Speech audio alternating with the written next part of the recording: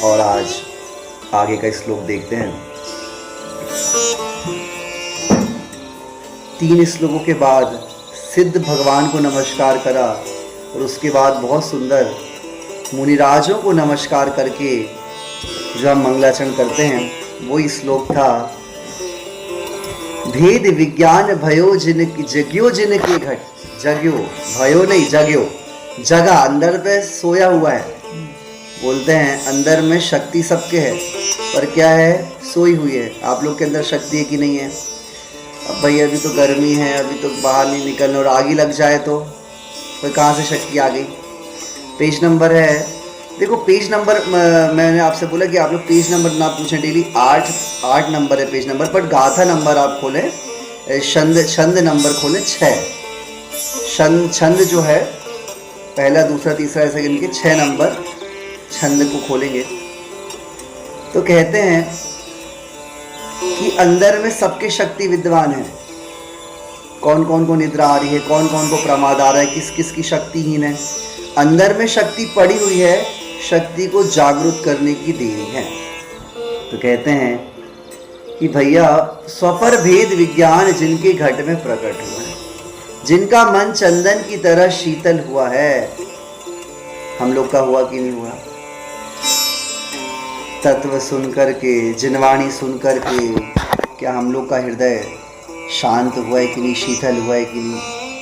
संसार में रहकर भी जिनेंद्र देव के छोटे पुत्र, जिनके सदा वस्तु का यथार्थ स्वरूप प्रकट ज्ञात होता है, जो मिथ्यात्व को नष्ट करने वाले हैं, उनकी शांत स्थिति को पहचान कर हाथ जोड़कर बनारसी दास जी नमस्कार करते हैं। पंच परमेष्टि भगवंतों की वंदना करने के बाद सम्यक दृष्टि जीव की आप सबकी महिमा गाई जा रही है। किसको नमस्कार कर रहे हैं? बनारसी दास जी आप सबको। आप लोग को पर अच्छा ही लग रहा, हमें क्यों नमस्कार कर रहे हैं आप? सम्यक दर्शन आत्मा का गुण है, उद्गल में प्रकट थोड़ी ना होगा।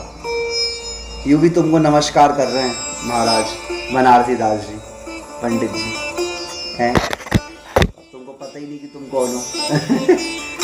तो ऐसे अंदर में जो शक्ति रूप प्रकट हुआ है, जिनके भीतर जो सोई हुई अवेयरनेस थी वो जागृत हो गई है, भेद विज्ञान प्रकट हुआ है, जिसे अपने आत्म स्वरूप का सच्चा श्रद्धान हुआ है कि मैं तो आत्मा हूं, मरणशील पदार्थ नहीं हूं मैं। अर्थात अब मोह राग द्वेष आदि विकारी भाव कषायों की अग्नि उसे प्रभावित नहीं करती, ज्यादा बहुत कषाय प्रभावित नहीं करती हैं। आप लोग को बताओ, थोड़ा कोई कुछ बोल दे तो कितनी देर परेशान होते हैं आप लोग, हैं? कितनी देर आकुलता व्याकुलता होती है?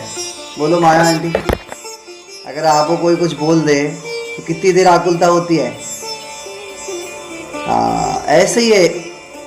अंदर में भेद विज्ञान प्रकट हो तो कहते हैं मोह राग द्वेष कषायों की अग्नि उतनी प्रभावित नहीं करती, करती तो है पर उतनी प्रभावित नहीं करती है कि बहुत लंबे समय तक चले।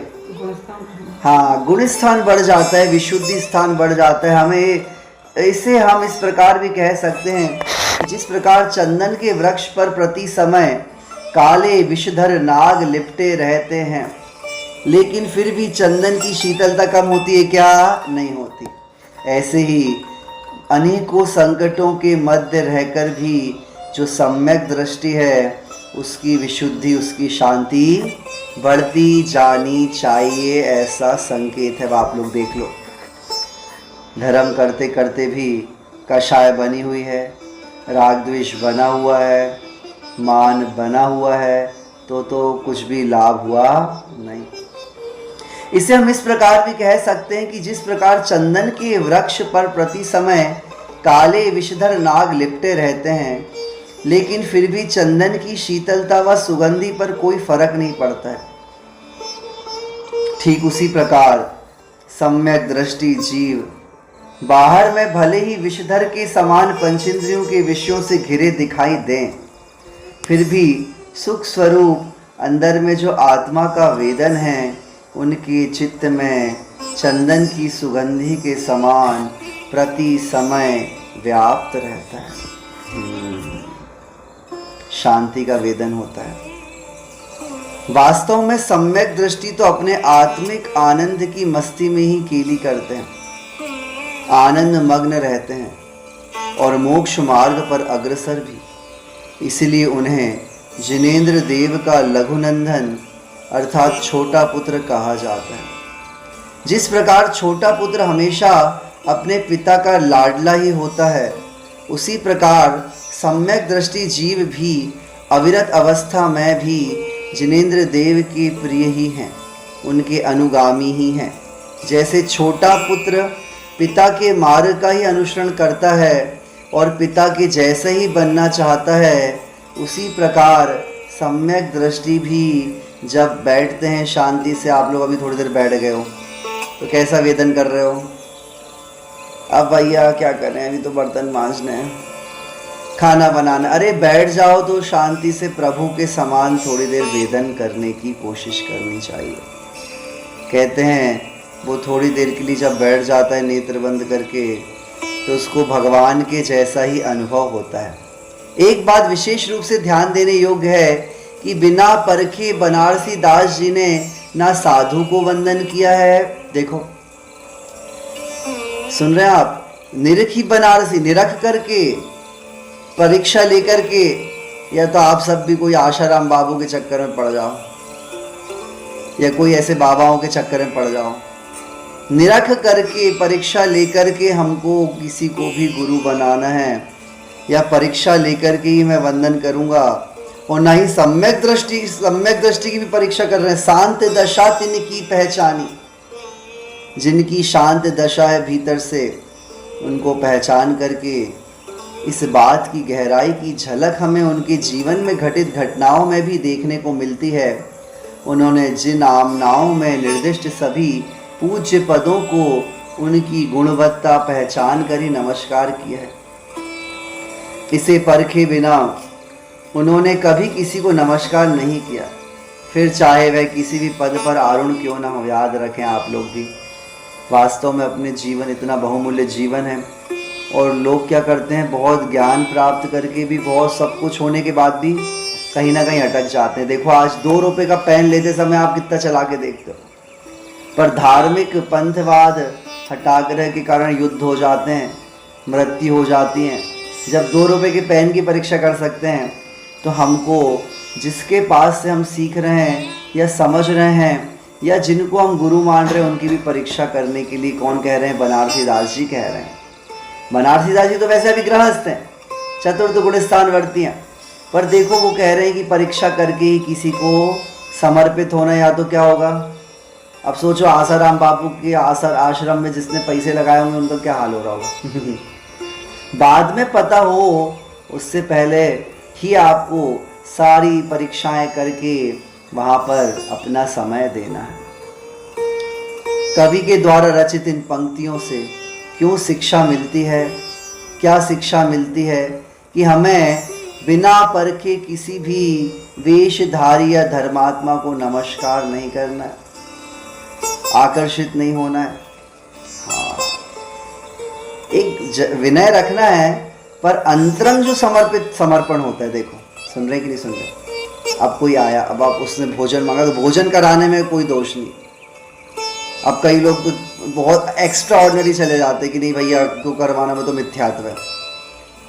खुद के बेटे को मिथ्या दृष्टि उसको खिला रहे कि नहीं खिला रहे? उसको आत्मा का भान हो गया है क्या? तो फिर किसी गरीब को, किसी जीव को खिलाने में कोई दोष नहीं है।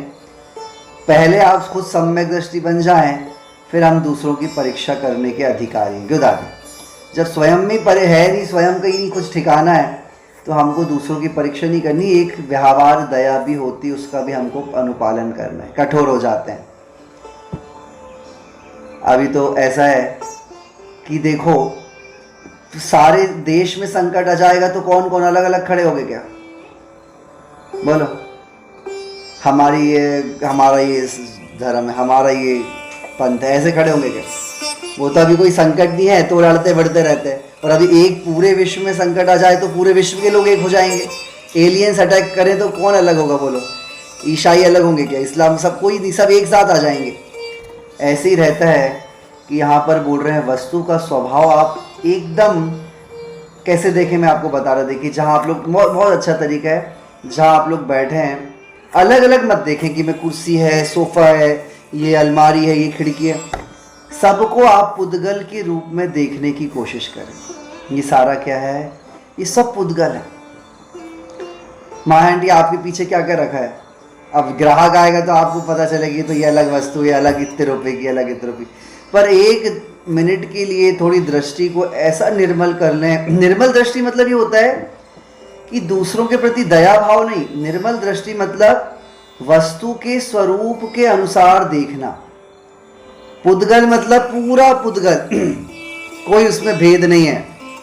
ऐसा जब देखते हैं तो निर्मल दृष्टि होती है। ऐसी दृष्टि वाले जीव को सम्यक दर्शन होता है।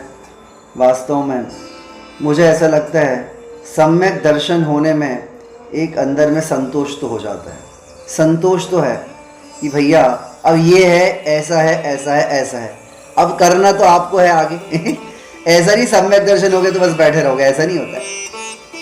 सम्यक दर्शन होने के बाद भी आगे बहुत सारे काम हैं वो हमको करने होते हैं, और आगे आगे हम पढ़ते हैं। सम्यक दृष्टि जीव की और बड़ी महिमा गा रहे हैं, क्योंकि देखो सम्यक दर्शन प्रथम सीढ़ी है, उसके बाद ही क्या बनते हैं, व्रती बनते हैं, उसके बाद ही क्या बनते हैं, मुनि बनते हैं, उसके बाद ही कहाँ जाते हैं, अरिहंत भगवान बनते हैं। सम्यक दर्शन कभी भी नहीं जाता है।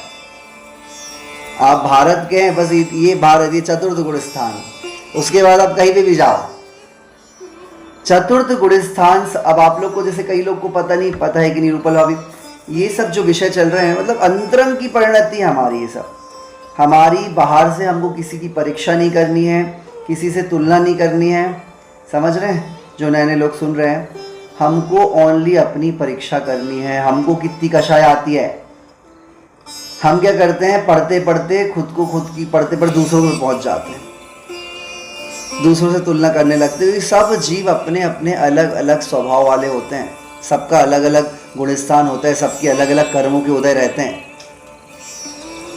तो आप विचार करें, जब भी आप देखना क्या होता है ना, जब हम कुछ गलत करते हैं ना, जैसे हमको क्रोध आ गया, कोई हमसे बोले कि देखो आप ऐसे कर रहे हो, आप तो धार्मिक हो, तो अपन क्या करते हैं ना, ऐसा एग्जाम्पल ढूंढ लेते हैं, देखो उनने भी तो क्रोध करा था भरत चक्रवर्ती ने, वो तो तत्व मोक्ष गांधी थे। ऐसे करते, समझ रहे आप।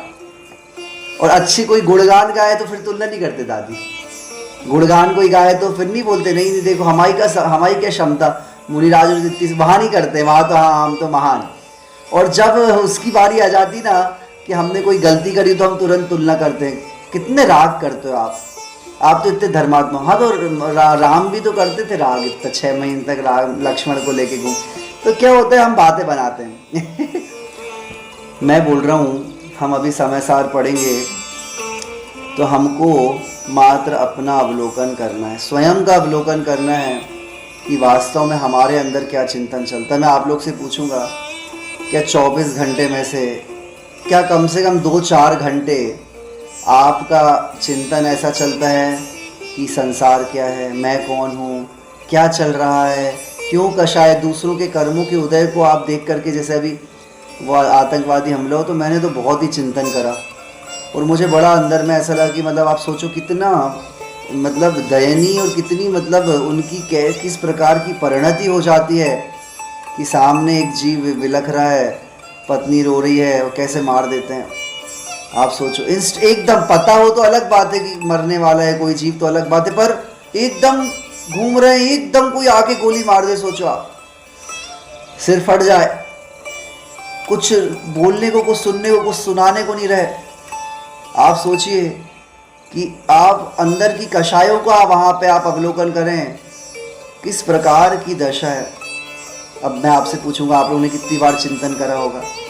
हमको गुस्सा आ जाएगा आतंकवादियों के लिए, हमको दूसरों के प्रति क्रोध आ जाएगा, पर हम उस परिस्थिति का चिंतन कहाँ कर रहे हैं, कर्म उदय का चिंतन कहाँ कर रहे हैं, किस प्रकार से जीव के उदय आ सकते हैं।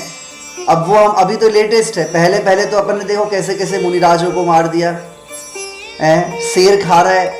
अब आप विचार करिए, एकदम मुनिराज ध्यान में बैठे और ऊपर पीछे से शेर आकर के एकदम मतलब कुछ भी नहीं कर सकते हैं, पीछे से क्या करेंगे?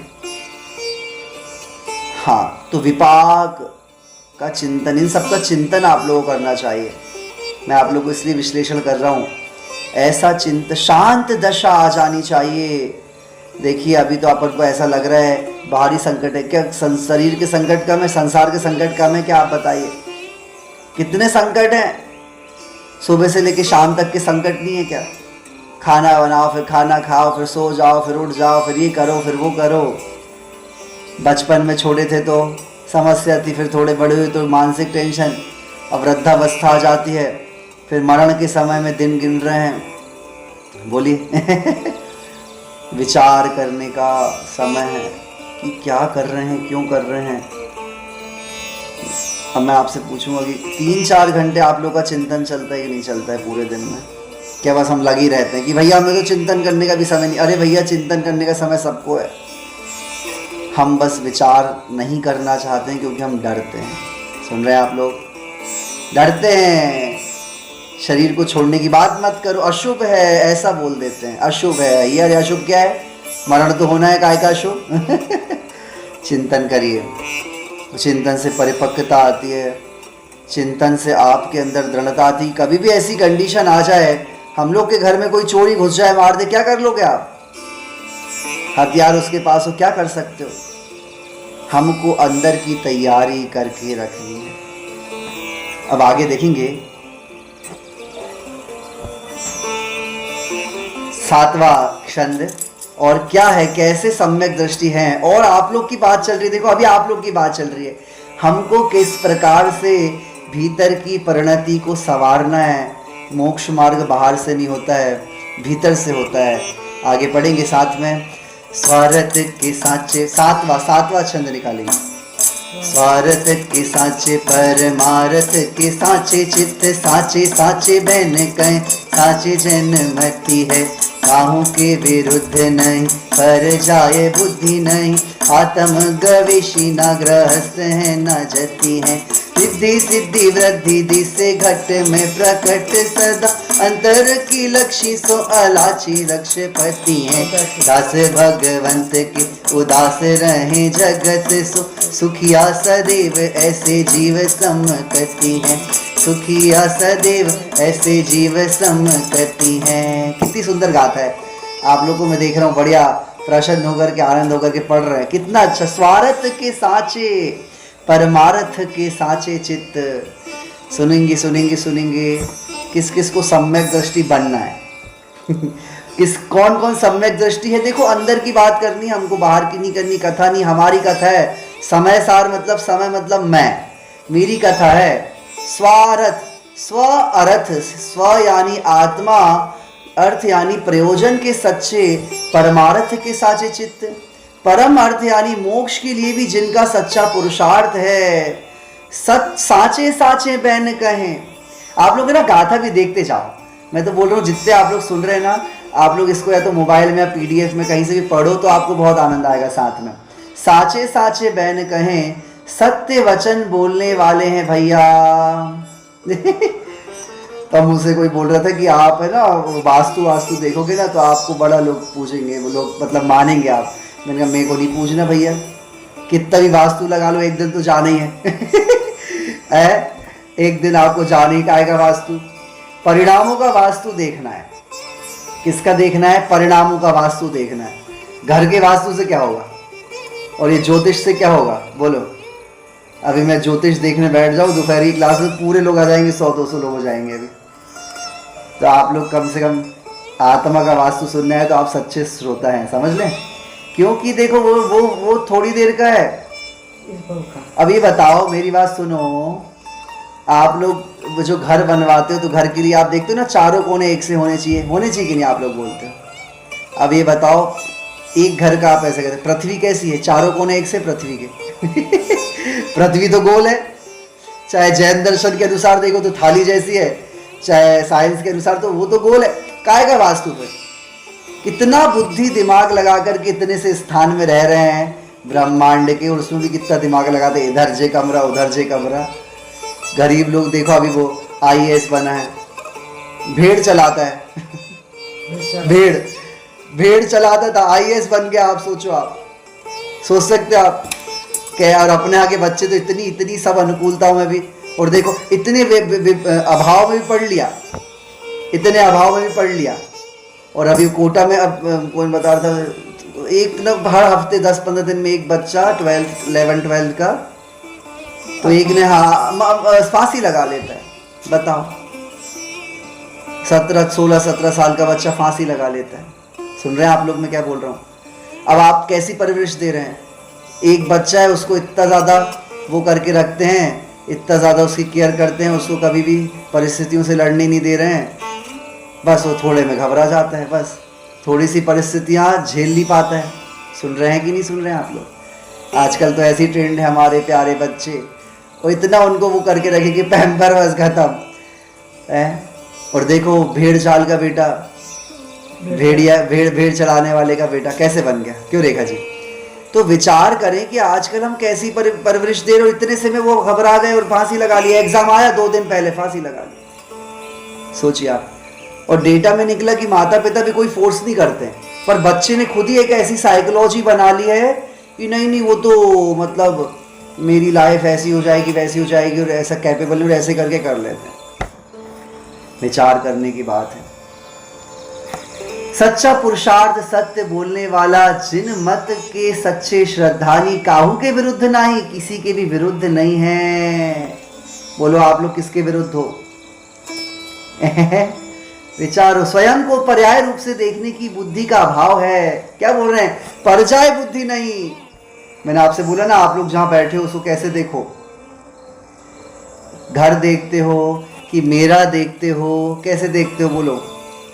कि बेटे का है, किसका देखते हो? विचार करो।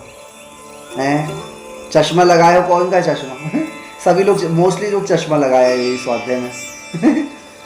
चश्मा किसका है? मेरा। तो जो मेरा भाव अंदर आ रहा है उनको इस प्रकार का विचार नहीं आता है, सम्यक दृष्टियों को। काहू के विरुद्ध नहीं, किसी के भी विरुद्ध नहीं है। पर्याय बुद्धि को तोड़ दिया है। आत्मगवेशी, आत्म स्वरूप की खोज करने निकल गए हैं। चाहे चश्मा पहन के निकलो, चाहे बिना चश्मे के निकलो, पर किसकी खोज निकले हैं करने? आत्मा की, स्वयं की, सत्य की खोज करने निकले हैं। मैं आप लोगों से एक चीज़ बोलता हूँ, अगर आप लोग को डेली ये विचार नहीं आता है कि मैं कौन हूँ, तो हमारे धार्मिक होने का कोई भरोसा नहीं है। मैं कौन हूँ अगर ऐसा विचार नहीं आता है तो मेरा स्वरूप क्या है, अगर ऐसा विचार नहीं आता है तो हमारा धार्मिक होने का थोड़ा डाउटफुल कंडीशन है। कहते हैं आत्म स्वरूप की सिद्धि, रिद्धि, आत्म शक्ति की रिद्धि, वृद्धि दी से निरंतर स्वरूप। अब देखो क्या हो रहा है, आप लोग ये बताओ। कोई भी बिजनेस हम करते हैं तो अच्छा कब माना जाता है? जब बढ़ता जाए ना। ज्ञान प्राप्ति अच्छी कब मानी जाती है? जब बढ़ती जाए ना। ऐसे ही धर्म प्राप्ति, धार्मिक आप हो रहे हैं, उसका मतलब क्या है कि आपके भीतर का वो धर्म ध्यान, वो सब चीजें बढ़ती जानी चाहिए कि नहीं बढ़ती जानी चाहिए? तो आप लोग बताइए, आप लोग के जीवन में घटता है कि बढ़ता है धर्म ध्यान? धन तो आ गया, और धन का भी दोषारोपण हम धर्म में कर देते। धर्म से आया भैया, देखो धन। अच्छा, धर्म कर रहे थे इतनी बड़ी, अब धन आ गया, आप क्या कर रहे हो? अब ऐसे ही बैठे, अब बैठे, अब कुछ नहीं कर रहे। उल्टा हो गया ना ये तो। तो धर्म तो बढ़ते जाना था, अंदर की शांति और क्रिया अलग अलग हो सकता है, बट भीतर में जो धर्म है वो बढ़ते जाना था। वृद्धि दिख रही है उनके में, देखो रिद्धि, सिद्धि, वृद्धि दिशे, निरंतर स्वरूप के प्रति सावधान होते हैं।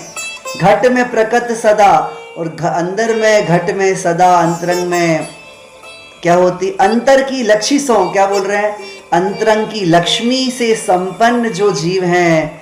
कितना सुंदर शब्द। आप देखो बनारसी दास जी कितने रसिक हैं, और उनके हमने जीवन को भी देखा कि पहले तो कितनी समस्याएं उनके जीवन में आई, पर घबराए नहीं और कितने शांत रहे। कहते हैं अंतरंग की लक्ष्मी को प्राप्त करने के लिए आए हैं। आपको क्या प्राप्त करना है? लक्ष्मी। कौन सी लक्ष्मी चाहिए? आप लोग के पास तो सब है अभी। है, कौन सी लक्ष्मी चाहिए? अब भैया शांति रूपी लक्ष्मी आए। भगवंत के दास हैं जिनेंद्र, भगवान के दास, उदास रहे जगत सो। जल्दी जल्दी बताओ, मंदिर में हंसते हो कि दुखी हो कि पूजा करते हो? और लोगों से मिलने में कैसा लगता है? भीड़ भाड़ हो जाए, गेट टुगेदर है घर में, तो कैसा लगता है? संसार से विरक्त रहते हैं। अब बता दो, अब आप लोग सब हंस रहे हो, सब मैं सब आपके चेहरे देख रहा हूँ और मेरे को सबका पता है, पर्सनली सबकी काउंसलिंग मुझे पता है कि कौन को संसार के विषयों में मज़ा आता है। अब मैं आपसे पूछ रहा हूँ, खूब श्रृंगार कराए, खूब अच्छे वस्त्र वस्त्र पहन के, और 2-4 लोगों ने तारीफ नहीं करी तो कैसे बैठे रहोगे?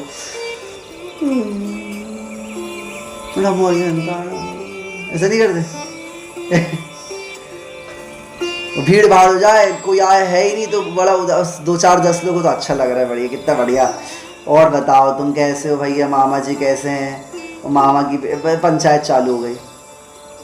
कहते हैं संसार से विरक्त रहते हैं।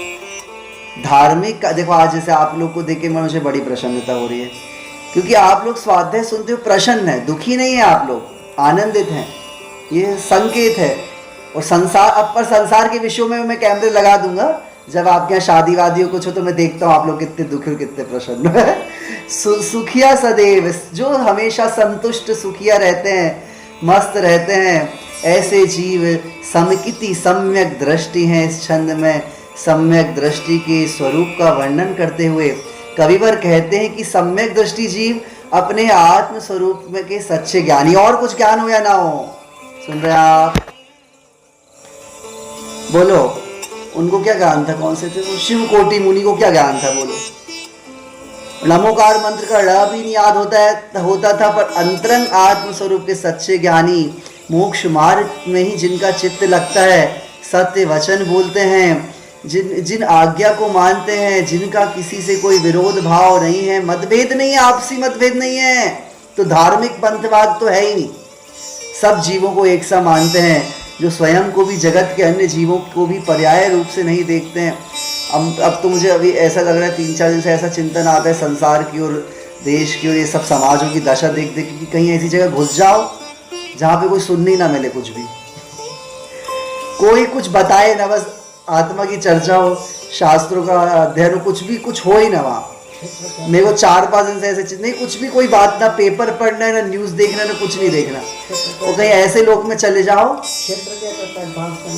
अरे आपको नहीं पता है, निमित्त का भी फर्क पड़ता है हाँ, उपादान शक्ति भी कभी कभी निमित्त के कारण रुकी रहती, दोनों का समन्वय होना चाहिए। होते ही है। देखो दादी, होती 10 दिन आप जंगल में रह लोगे तो आपको कोई विकल्प नहीं होंगे, पर अभी अपन यहाँ पे सब सुनते रहते हैं, क्योंकि इतनी शक्ति नहीं है ना। वो तो उपादान इतना स्ट्रांग हो तो बीच बाजार में बैठ के भी केवल ज्ञान हो जाए पर उपादान स्ट्रांग नहीं है, तो उसको वैसा पकाने के लिए हमको वैसा आसपास का निमित्त चाहिए। कहते हैं निरंतर चित्त आत्म स्वरूप की खोज में जिनके लगा है जीवों के, वे विषय भोगों से विरक्त होने से ना तो पूरी तरह गृहस्थ के समान संसार में मग्न है, न स्थूल रूप से व्रतों को भी अंगीकार करें कि सम्यक दृष्टि हैं, और जिन्हें आत्म स्वरूप की सिद्धि हो रही है, आत्म शक्ति से परिचय उनका निरंतर होता जा रहा है, निरंतर उनका धर्म रूपी दुकान चल रही है। ऐसे आत्म वैभव रूपी लक्ष्मी से संपन्न होने के कारण सच में लक्ष्मी के पति हैं, कोई वांछा नहीं है, जिनेंद्र भगवान के सेवक हैं, संसार के विषयों से विरक्त हैं, आत्मिक आनंद में रहने वाले, ऐसे गुणों के, और कुछ नहीं चाहिए, पैसा वैसा नहीं चाहिए, सम्यक दृष्टि होने के लिए शास्त्रों का ज्ञान नहीं चाहिए, प्रवचनकार नहीं चाहिए, मात्र भीतर में एक लक्ष्य होना चाहिए कि मुझे तो अपने आप को जानना है, बस उसको जान करके मैं लीन हो जाऊंगा। और ऐसा विचार, और इसके बाद वाला छंद तो अलौकिक है, कल हम उसको लेंगे, अलौकिक है, इतना सुंदर है कि आप लोग को मैं, अगर आप लोग कैमरा ऑन करके और मेरे को यहाँ देख के कि हिलोगे डोलोगे नहीं, तो मैं आप लोग को ज़रूर एक छंद बहुत अच्छे से समझाऊंगा। जाके घट प्रकट विवेक, बहुत ही सुंदर है, एक बार पाठ कर लेते हैं उसका अपन 8वां, फिर अपन कल समझेंगे। जाके घट प्रकट विवेक गणधर को सोहेर देह रथुमा मोह को हर तु है साचो सुख माने निज महिमा डोल जाने। आप हुए आप हूँ सबाओले हरतु है। जैसे जल करदन कतक फल भिन्न कर, तैसे जीव अजीव विलक्षण करतु है। आत्म सकति साधे ज्ञान को दया राधे, सोई समकिति भव सागर तरतु है। सोई समकिति भव सागर तरतु है। अनुभव चिंतामणि रतन, अनुभव है रस को, अनुभव मार्ग मोक्ष को, अनुभव मोक्ष स्वरूप। अब विषयों में नाही रमेंगे, चिदानंद पान करेंगे। चहु गतियों में नाही रुलेंगे, चिदानंद पान करेंगे। मैं नहीं तन का, तन नहीं मेरा, ज्ञायक भाव में मेरा बसेरा। हो अब भेद विज्ञान करेंगे, चिदानंद पान करेंगे। अब विषयों में नाही रमेंगे, चिदानंद पान करेंगे। विषयों का रस विष का है प्याला, चेतन का आनंद निराला। हो अब ज्ञान में ज्ञान लखेंगे, चिदानंद पान करेंगे। अब विषयों में नाही रमेंगे, चिदानंद पान करेंगे। ओम। जे स्वरूप समझा बिना पाम्यो दुख अनंत, समझाव्यो ते पद नमो श्री सद्गुरु भगवन। जावाणी के ज्ञान ते सूझे लोकालोक, सो वाणी मस्तक नमो सदा देत हूँ लोक। हे जिन वाणी भारती, तो हे जपो दिन रैन। जो तेरो शरणा गए, सो पावे सुख चैन। कितनी खुश हो रही है। जय जय गुरुदेव सहजात्म स्वरूप परम गुरु शुद्ध चैतन्य स्वामी अंतर्यामी भगवान इच्छामि वंदामि नमस्यामि। ओम पंच परमेष्टि भगवान की जय, जिनवाणी मात की जय, शुद्धात्म देव की जय। और देखो कितनी खुश हो रही है, आत्मा की बात सुन करके देखो कितनी प्रसन्न हो गई है छोटी सी बच्ची।